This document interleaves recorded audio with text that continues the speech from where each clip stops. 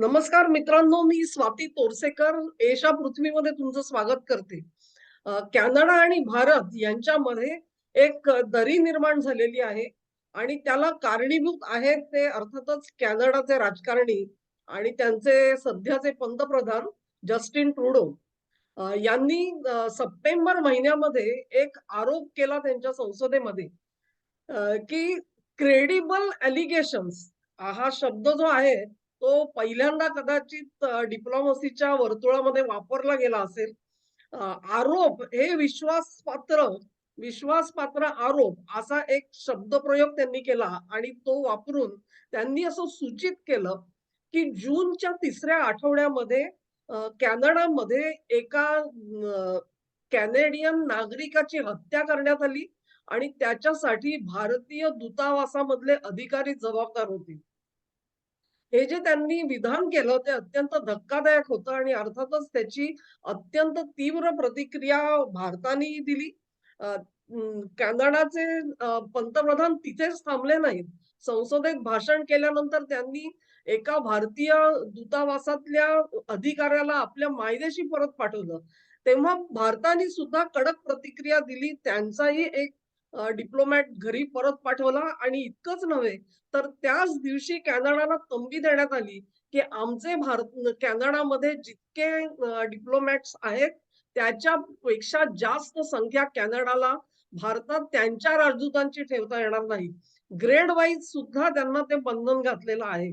तेव्हा या परिस्थितीमध्ये आता कॅनडाचे 41 अधिक अधिकारी हे मायदेशी पाठवलेले आहेत. त्यांना सांगितलं गेलं, की तुम्ही जर का परत गेला नाहीत, तर तुम्हाला डिप्लोमॅटिक कव्हर मिळणार नाही. डिप्लोमॅटिक कव्हर जर का नसेल, तर राजदूत कसा काम करू शकतो वगैरे, वगैरे अनेक प्रश्न असतात. तर हे जे एक अत्यंत खळबळीचं वातावरण तयार झालेलं आहे, त्याची मुळात गरज काय होती? त्याची सुरुवात कशी झाली? ह्याच्याबद्दल आपण आज भाऊंचे विचार ऐकणार आहोत. तर मी आधी भाऊंचं स्वागत करते या कार्यक्रमामध्ये. नमस्ते भाऊ. नमस्कार. या प्रकरणाची जी सुरुवात झाली, की एकंदरीतच भारताचे आणि अमेरिकेचे संबंध अतिशय चांगले आहेत, रुळावर येतायत. असं एक चित्र होतं G20च्या बैठकीमध्ये सुद्धा मोदींनी अत्यंत देदीप्यमान असं यश मिळवलं. सर्वानुमतानी एक विधान स्टेटमेंट त्यांचं इश्यू झालं आणि त्यानंतर मग मायदेशी परतलेल्या ट्रुडोंनी हे नवीन काय भानगड सुरू केली, असं तुम्हाला वाटतं? नाही, माझ्या दृष्टीने हा विषय हा अकस्मात समोर आला म्हणून त्याच्यावरून खळबळ माजली आहे.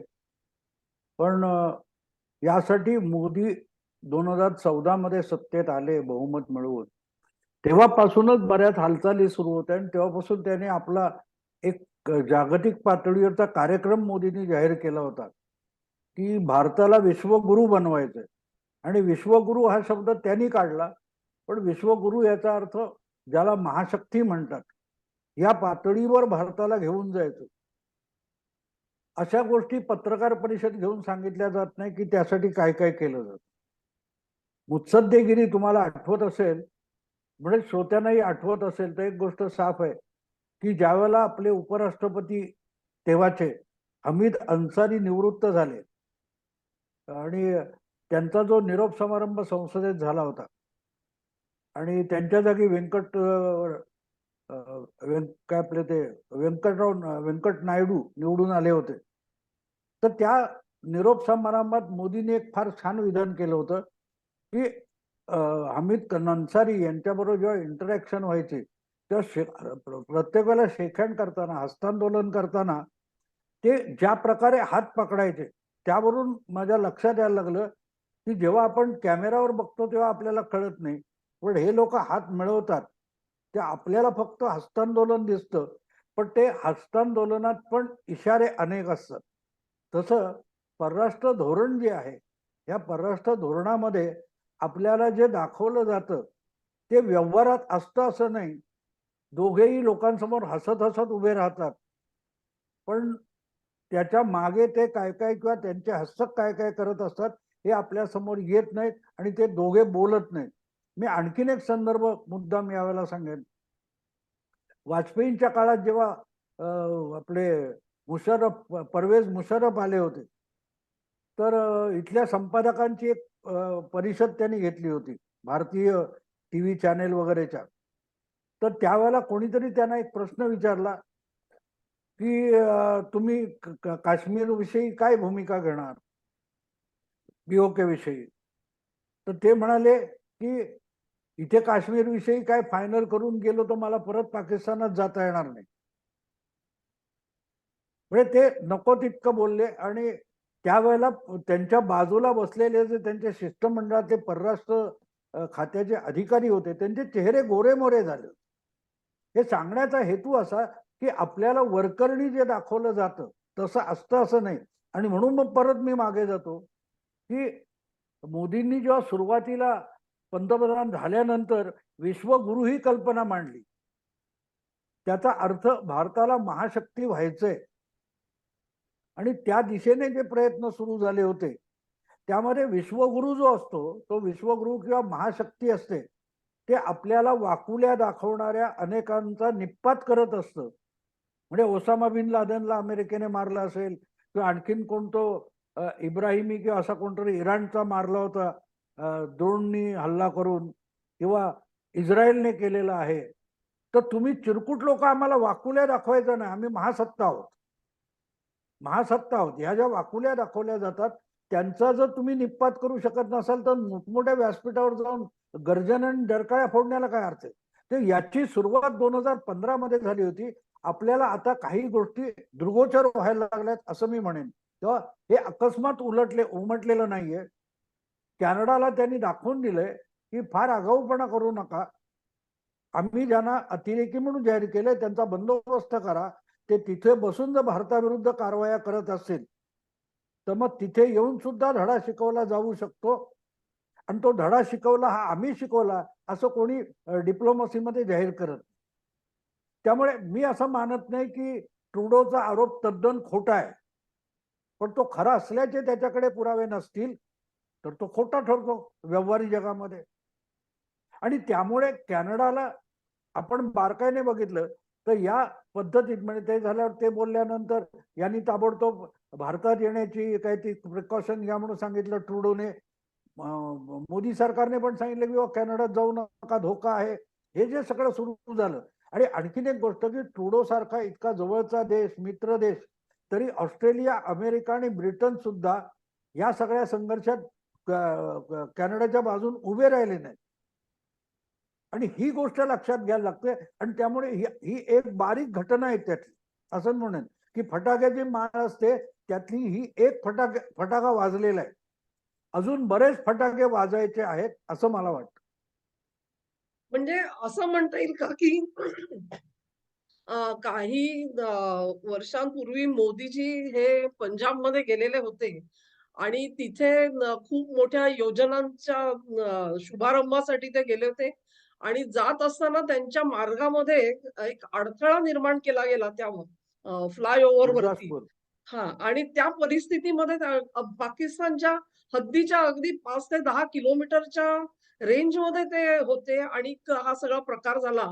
आणि अखेर त्यांच्या सुरक्षा सैनिकांना एक निर्णय घ्यावा लागला आणि त्यांनी ताफा सगळा वळवला. पुन्हा एकदा ते विमानतळाकडे आले आणि दिल्लीला परतले. तेव्हा त्यांनी एक सूचक वाक्य सांगितलेलं होतं, की पंजाबच्या मुख्यमंत्र्यांना माझा आभार कळवा, की मी जिवंत आज परत जातोय म्हणून. तर ही जी एक असं म्हटलं जातं, की ती एक कॉन्स्पिरसी होती आणि त्यावेळेला मोदींवरती प्राणघातक हल्ला होऊ शकला असता. त्या ब्रिजवरती निदर्शकांनी पुढे यायचं, अचानक जमलेले निदर्शक होते वगैरे, वगैरे. त्या सगळ्या घटनेचे धागेदोगे इथे काही जुळतात का? आणि जी कॅनडामध्ये जमलेली मंडळी आहेत, त्यांचा ह्याच्यामध्ये सहभाग होता का? की ह्या कारणामुळे भारताला त्यांच्यासाठी एक अत्यंत कडक रूप म्हणतो आपण तसा घ्यावा लागलेला आहे. नाही, मला असं वाटत नाही. पर्टिक्युलरली नरेंद्र मोदी या व्यक्तीला मी जो त्यांचं आकलन करतो, समजून घेतो, त्यामध्ये मला असं वाटत नाही की मोदी व्यक्तिगत सूड भावनेने वागतात. पण तो जो विषय आहे तो जो झाला तो खलिस्तानच्या परत मुवमेंटला एक पंजाबमध्ये नवं जीवदान मिळत होतं, तो काळ आहे. आणि दुसरीकडे इकडे तर तो निज्जर वगैरे जे कोण आहेत, पन्नू वगैरे, हे जितक्या उजळ माथ्याने वागतात त्यांना धडा शिकवणं आवश्यक होतं. पण त्यांना आश्रय देणाऱ्या महाशक्ती किंवा बडे देश मानले जातात. तर त्यातला मला असं वाटतं की कॅनडा हा त्यांच्यातला तुलनेने दुबळा देश आहे. हे जे 5-6 France, Britain, America, Canada, Australia वगैरे, रशिया, चीन असे जे बडे देश मानले जातात, प्रगत देश मानले जातात, त्यामध्ये कॅनडा ही सगळ्यात दुबळी कडी आहे. आणि त्याची कळ काढली तर तो बॉर्डर जवळ पण नाहीये. आणि त्यामुळे त्याला वाचवायला कोण कोण येतात, असेल हिम्मत तर या, असं हे एक प्रकारचं चॅलेंज आहे. आणि दुसरी गोष्ट अशी की ज्या प्रकारे गेल्या 9 वर्षामध्ये, मी आणखीन एक संदर्भ देईन, ह्याची सुरुवात 2015 मध्ये झाली. मुंबईमध्ये तेव्हाचे संरक्षण मंत्री मनोहर पर्रीकर आले होते आणि त्यांनी एका साप्ताहिकाच्या प्रकाशन समारंभात सांगितलं होतं की भारताच्या 2 पंतप्रधानांनी भारताच्या गुप्तचर खात्याचं फार वाटोळं करून टाकलं. आणि वाटोळे याचा अर्थ आपल्या शत्रू देशामध्ये आपले जे हेर हस्तक असतात त्यांना आपल्याच पंतप्रधानांनी उघड पाडल्यामुळे अनेक शत्रू देशातले आपले डीप ॲसेट, म्हणजे आपले तिथले काहीही करू शकणारे हस्तक असतात, ते संपलेले. आपल्याला ते हस्तक नव्याने निर्माण करायला लागतील, हे पर्रीकरांनी जानेवारी 2015 मध्ये सांगितलं होतं. आपण आता जवळजवळ 8 वर्ष पुढे आलो आणि हे डीप ॲसेट तयार करायला, म्हणजे वाटेल तो घातपातापासून, माहिती काढण्यापासून वाटेल ते करू शकणारी माणसं शत्रू देशात आपली असतात, जे आपल्याशी अत्यंत निष्ठेने काम करत असतात. तर ते डीप ॲसेट आता तयार झाले, याची ही खूण मी मानतो. त्यामुळे हे एक तो निज्जर वगैरे मारला गेला, ही माझ्या दृष्टीने फार छोटी गोष्ट आहे. ही त्या फटाक्याच्या माळेतला एक फटाका आहे. आणि माझ्या माहितीप्रमाणे पाकिस्तानमध्ये काहीतरी 2 का 3 मारले गेलेत. इकडे आणखीन काही जवळजवळ 7चा आकडा सांगितला जातो. आणि 7चा आकडा जेव्हा सांगितला जातो, याचा अर्थच अजून बऱ्याच लोक जे कुठे कुठे जाऊन बाहेरून वाकुल्या दाखवतात, भारताचं हे करू, भारताला येऊ करू, तेव करू, त्या सगळ्यांना धडा शिकवणं, यातून आपला दबदबा निर्माण होत असतो. 5 मोठे अरब देश भोवती आहेत आणि त्यांना सपोर्ट करणाऱ्या 57 मुस्लिम देशांची संघटना होती. तरी इस्रायलने जो आपला दबदबा निर्माण केला, त्यातूनच त्यांच्यावर वारंवार होणारे हल्ले हे थांबू शकले. मला असं वाटतं की त्या पद्धतीने या आपल्या देशाच्या शत्रूंना जे आश्रय दिला जातो, ते आश्रय देणाऱ्यांचं नाक दाबणं हा त्यामागचा हेतू आहे. हा फक्त मोदींच्या बाबतीत एक प्रसंग घडला अशाने नाहीये. आणि याचं प्लॅनिंग फार दीर्घकालीन असतं. म्हणजे बारीक बारीक बारीक गोष्टी टिपलेल्या असतात. आणि ए प्लॅन, बी प्लॅन, सी प्लॅन असे 10 प्लॅन असतात. एक चुकला दुसरा, दुसरा चुकला तिसरा. आणि त्यामुळे ही सुरुवात आहे असं मी म्हणेन. ही सुरुवात आहे. आपण बाल्टिस्तान किंवा गिलगिट बाल्टिस्तान पीओके मध्ये जे चाललंय तेही बघितलं, तर हा सगळा एक ज्याला आपण एकत्रित असं हे ऑपरेशन आहे. हा, त्याच्यासाठी एका कुठच्या तरी ह्याच्यावरून खोड्यासारखं ट्रुडोने जे केलं, ते ट्रुडोचा तो खोडेपणा आहे असं मी म्हणेन. असं रिॲक्ट व्हायचं नसतं. असं रिॲक्ट व्हायचं नसतं. तुम्ही त्यावेळेला ठाम उभं राहायचं असतं आणि एक एक पाऊल पुढे गेलं पाहिजे. त्याच्यात ट्रुडोने चूक केली. ट्रुडोला अगदी मित्र, 2 मित्र देश, एका मी सांगितलं ना हमीद अन्सारींचं, तसं हसत खेळत समोर बोलत असतात, पण मनामध्ये त्यांच्या नाना कळा असतात. आणि म्हणूनच ट्रुडोने जो आउटबर्स्ट दाखवला, तो तद्दन नालायक पंतप्रधान असल्याचं लक्षण आहे. आता जो उल्लेख केला 5 आय देश जे आहेत, म्हणजे अमेरिका, ब्रिटन, ऑस्ट्रेलिया, न्यूझीलंड आणि कॅनडा या सगळ्यांना मिळून 5 आय म्हणतात. आणि त्यांच्यामध्ये एक तो जो करार आहे की आपल्याकडे जो इंटेलिजन्स असेल तो इतर देशांना पुरवण्याचा. पण एक्झॅक्टली आपण जर का बघितलं तर हे जे पळून गेलेले खलिस्तानी असतात आणि ते केवळ मोदींवरचा हल्ला नसेल, ते आपण बघितलंय की त्यांनी जाऊन लाल किल्ल्यावर सुद्धा झेंडा फडकवला होता त्या शेतकरी आंदोलनाच्या निमित्ताने वगैरे. ते सगळे संदर्भ खलिस्तानवाद्यांचे सध्याचे नवे आहेत. तर हे लोक ऑस्ट्रेलियात जाऊन लपतात, ब्रिटनमध्ये लपलेले आहेत, अमेरिकेत लपले, आणि त्या ठिकाणी कॅनडात तर आहेतच, त्या ठिकाणी त्यांनी भारतीय वकिलातींच्या विरोधामध्ये निदर्शनं सुद्धा केलेली आपल्याला दिसतात. काही ठिकाणी ती हिंसक झालेली होती. तर या पद्धतीने ज्यावेळेला फक्त कॅनडा हा स्वतः मैदानात उतरला, म्हणजे त्यांनी चांदीच्या ताटात मोदींना संधी दिली आपलं वीरश्री दाखवण्याची असं म्हणता येईल. परंतु इतर देश मात्र शहाणे झाले आणि ते ह्याच्यावर बोलत नाहीत. कारण अशीच घटना जर का स्वतःच्या देशामध्ये घडू शकते, ह्याची तर धास्ती त्यांना बसलेली नाहीये ना. आणि अशा पद्धतीने कॅनडाची जी बेअदबी झाली आज, तशी पाळी आपल्यावर येईल का काय? ही भीती त्यांच्या मनामध्ये असू शकते का? नाही बरं, आपण एक लक्षात ठेवा, परराष्ट्र धोरण जे असतं हे बुद्धिबळासारखं असतं. कधीही राजाला मारत नाही, प्यादी मारली जातात, मोहरी मारली जातात. त्यामुळे इथे आपण बघितलं तर कॅनडा हा तसा अमेरिकेबरोबर फरफटत जाणारा देश आहे. तो काय फार मोठा श्रीमंत देश वगैरे असला तरी स्वयंभूपणे काहीतरी करील असा देश नाहीये. त्यामुळे ऍक्च्युअली हे अमेरिकेत जो पन्नू बसलाय त्याला आवरा, नाही तर त्याची विल्हेवाट लावली जाऊ शकते, हा इशारा असतो. म्हणून सांगितलं ना की ही पटावरची प्यादी हलवली जातात, त्यातून तुम्हाला समजायचं समजून घ्या, नाही तर मग ते केलं जातं. आणि आता आज घडीला जगाचं राजकारण खेळताना एक आणखीन गोष्ट लक्षात घेतली पाहिजे की गँगस्टर्स पण इंटरनॅशनल झालेले आहेत. म्हणजे तुम्हाला स्वतःला अगदी भारतीय हेरखात्याला किंवा भारत सरकारला कोणाचा निपटारा करण्यासाठी परदेशात माणसं पाठवायची गरज नाही. जितक्या खुलेपणाने तो कोण तो पन्नू अगदी व्हिडिओ वगैरे बनवतो, तर त्याला तिथे गळपटणारा अमेरिकन माफिया मदत करेल. त्यांना पैसे पाहिजे असतात. गँगस्टरची निष्ठा ही पैशाला बांधील असते. आणि हे जर तुम्ही तुमच्या देशात पोचलेत, आपल्याकडेही पोचले गेलेले आहेत. जगाच्या प्रत्येक देशामध्ये स्मगलर्स, गँगस्टर असतात आणि ते एकमेकांच्या हेर खात्याला नेमक्या उलट्या बाजूने वापरता येत असतात. तोही देश वापरत असतो.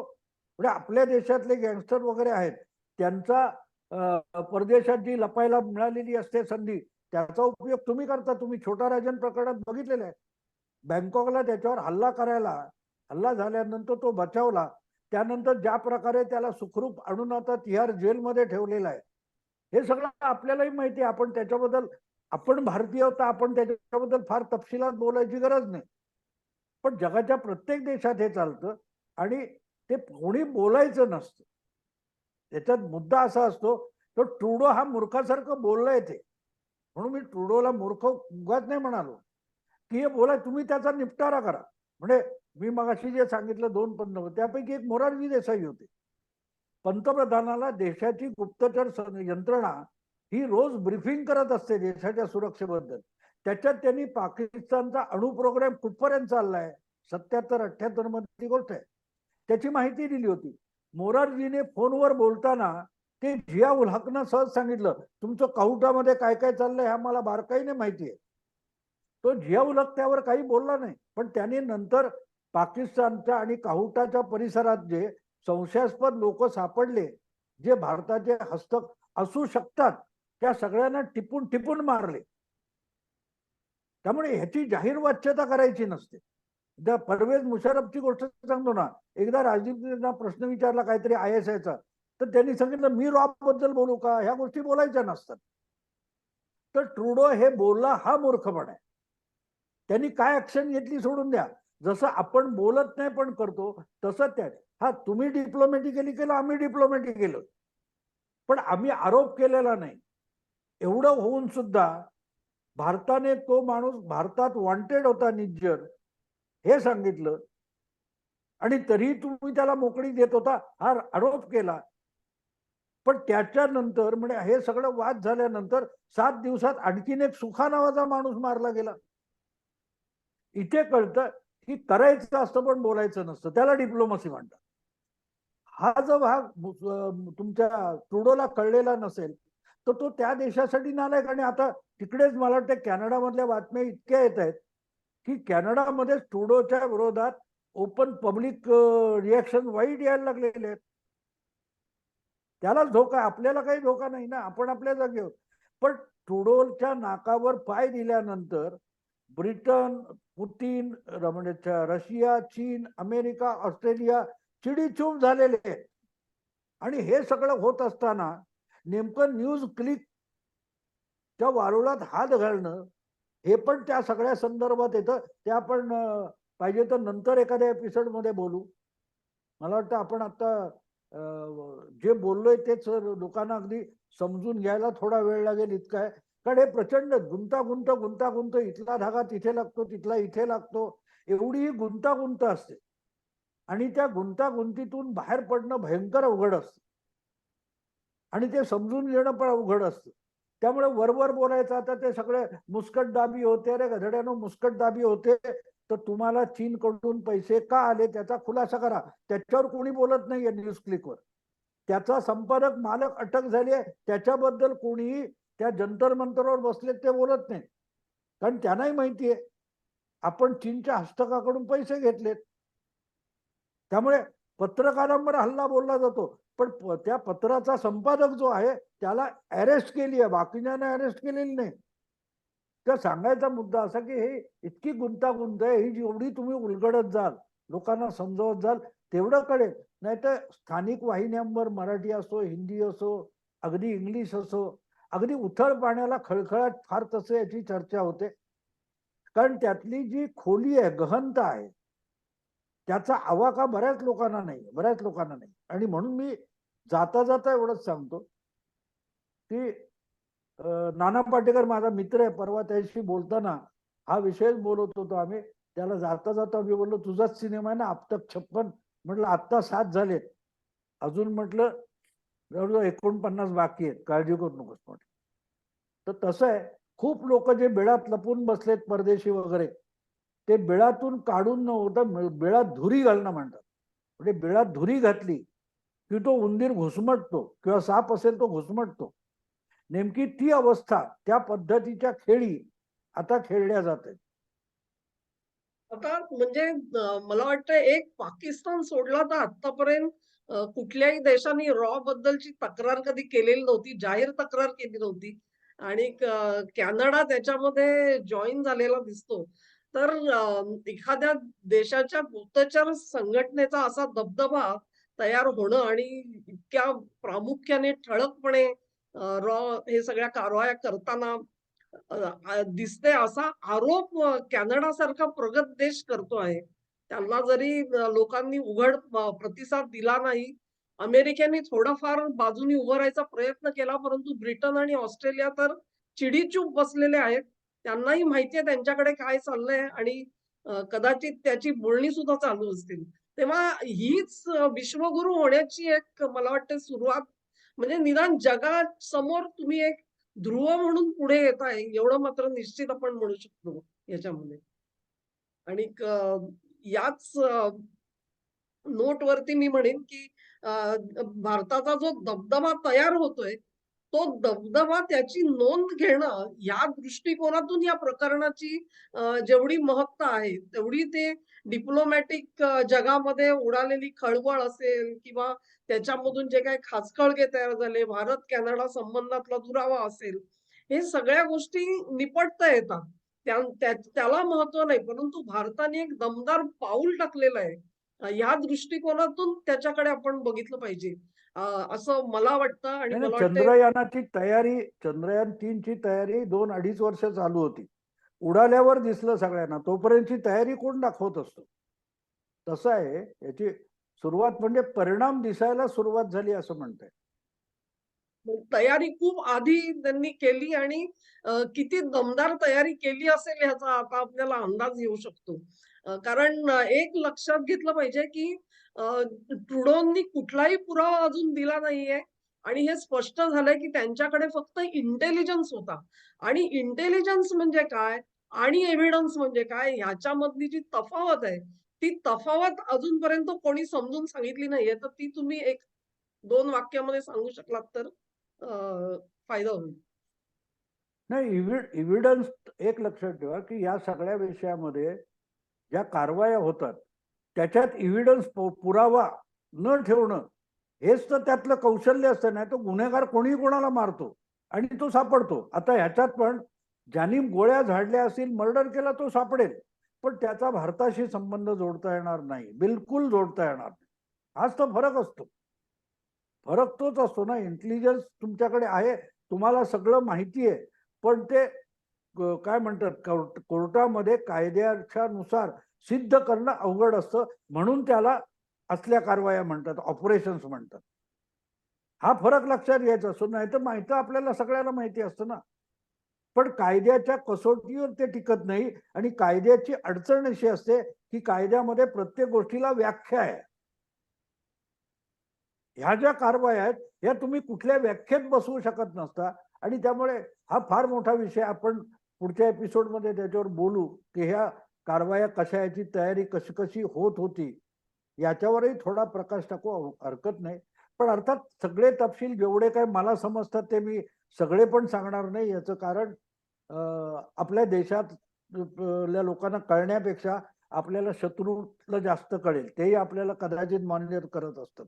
त्यामुळे आपल्याला समजलं असलं तरी ते शहाणपण जाहीररित्या सांगण्याची गरज नसते. खरंय.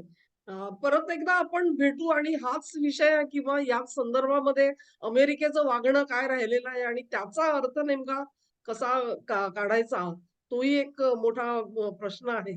तर त्यावरती सुद्धा पुढच्या एपिसोडमध्ये आपण जरूर बोलूया. धन्यवाद भाऊ. नमस्कार. देशा पृथ्वीतर्फे तुमचे आभार.